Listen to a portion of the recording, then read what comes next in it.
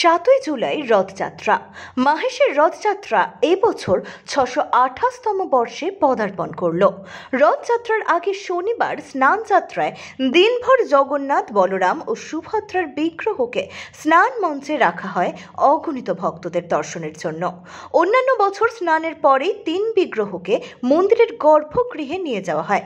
এবার মোক্ষ যোগ থাকায় দিনভর 3 বিগ্রহকে স্নান মঞ্চে রাখা হয়েছে। এর আগে স্নান যাত্রায় মোক্ষ যোগ ছিল 1977 সালে, অর্থাৎ 47 বছর আগে। সেবার দেবতাদের স্নান শুরু করা হয়েছিল সকাল 6:45টায়। এবার স্নান শুরু হয়েছে সকাল 6:20 জগন্নাথ, বলরাম ও সুভদ্রার বিগ্রহকে মন্দির সংলগ্ন স্নান পিড়ি মাঠে স্নান মঞ্চে নিয়ে গিয়ে 28 খড়া গঙ্গা জল এবং 1.5 মণ দুধ দিয়ে স্নান করানো হয়। বিশ্বাস, ওই পরিমাণ দুধ গঙ্গা জলে স্নান করে 3 দেবতার জ্বর আসে। অন্য বার্তায় 3 স্নানের পরই 3 বিগ্রহকে মন্দিরে ঢুকিয়ে দরজা বন্ধ করে দেওয়া হয়। কবিরাজ এনে মন্দির বন্ধ রেখে সেবা শুশ্রূষার পরে তাঁরা সুস্থ হন। যদিও মন্দির কমিটির পক্ষ থেকে জানানো হয়েছে এবার স্নান যাত্রার মোক্ষ যোগ রয়েছে, সেই কারণেই জগন্নাথ, বলরাম, সুভদ্রাকে দিনভর স্নান মঞ্চেই রাখার সিদ্ধান্ত নেওয়া হয়েছে। শনিবার দিনভর পুজোর পাশাপাশি ভোগ নিবেদন হবে, সেই মতো স্নান মঞ্চে এবং মাঠে সাজো সাজো রব। আজ আমাদের মহাসমারোহে 628 বছরের স্নানযাত্রা উৎসব কিছুক্ষণ আগেই আমরা পালিত করলাম।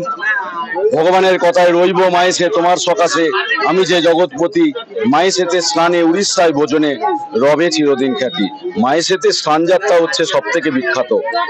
কথিত আছে আমাদের এই মায়েসে স্নানযাত্রার সময় এক নীলকণ্ঠ পাখি উড়ে এসে বসবে।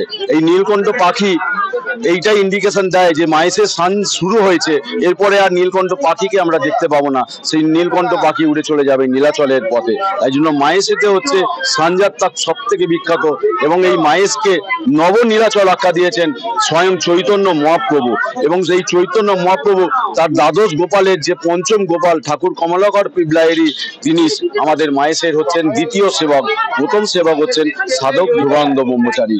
আজকে সকাল থেকেই মহাপ্রভুর যে জ্যৈষ্ঠ মাসের পূর্ণিমা তিথিতে আজকে আমাদের এই স্নানযাত্রা উৎসব, এই স্নানযাত্রা উৎসবকে বলা হয় জগন্নাথ দেবের আবির্ভাব দিবস, জগন্নাথ দেবের হ্যাপি অ্যাপিয়ারেন্স ডে, জন্মদিন বলা হয়। এবং চন্দন যাত্রা যে আমরা 42 দিন ধরে টানা যে চন্দন যাত্রা করেছি, এই চন্দন যাত্রার উদযাপন দিবস বলা হয় আজকের দিনকে। এবং আজকের দিনে সারাদিন ব্যাপী আমাদের অবকাশ বেশ ধারণ করানো হয়েছিল।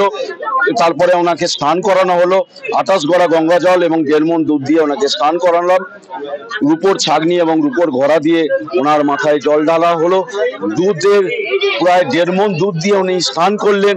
এরপরে উনি আমাদের সিঙ্গার বেশ ধারণ করেছেন। দেখুন কি সুন্দরভাবে নোলক পড়েছে, হাত পড়েছে, মালা পড়েছে, খুব সুন্দরভাবে উনি সেজে উঠেছেন। এরপরে আমরা এবছরের দৃষ্টি আকর্ষণ করব মায়েসে গজবেশ। সুন্দরভাবে আমরা গজবেশে মহাপ্রভুকে সাজাবো।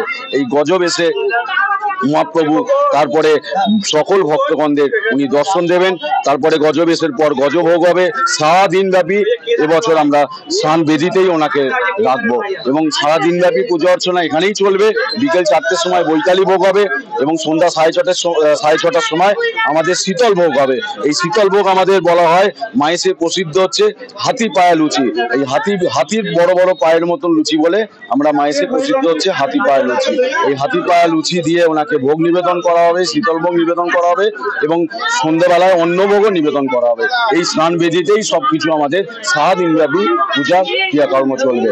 এবং রাত্রি 8টার সময় আমাদের রুদ্রদ্বারে মহাপ্রভুকে পৌণ্ডি যাত্রা করে নিয়ে এসে ওখানে রুদ্রদ্বারে মহাপ্রভু চলে যাবে। এবছরে আমাদের যেটা জগন্নাথের পুজো হয়েছে সেটা 6:20 মধ্যে জগন্নাথ স্নান শুরু হয়েছে, যেহেতু 6:33 আমাদের পূর্ণিমা শেষ হয়ে যাওয়ার দিন।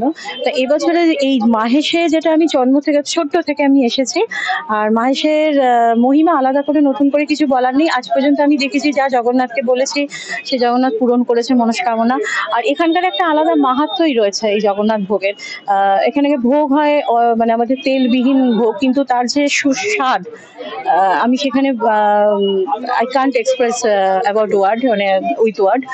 বাট আমি সেখানে দেখলাম জগন্নাথের আজকে এবছর দেখছি গজবেশ, যেটা একদম নতুন, এবং আমি বসেও আছি সেই গজবেশকে দেখার জন্য, যে গজবেশে নবরূপে আমাদের জগন্নাথ বাবাকে কিরকম দেখতে লাগে সেটা দেখার জন্য এখানে আমি ওয়েট করছি। নতুন প্রাপ্তি পেপারে পড়লাম যে এবারে এই যে 668 বছরের পুরাতন হুগলি জেলার মহেশের রথ, অনেক সংস্কৃতি, অনেক ঐতিহ্য, তা 47 বছর পরে যে আপনার গঙ্গাতে সারাসারি বান এবং গঙ্গা জলের স্নান, দুধ গঙ্গা স্নান, সেটা দেখার জন্য আমি এসেছি হুগলি জেলার এক প্রান্ত থেকে, সিঙ্গুর থেকে। আমি একজন অবসরপ্রাপ্ত প্রধান শিক্ষক, আমি doctor Ashok Kumar Santra. Bureau report, expose বার্তা।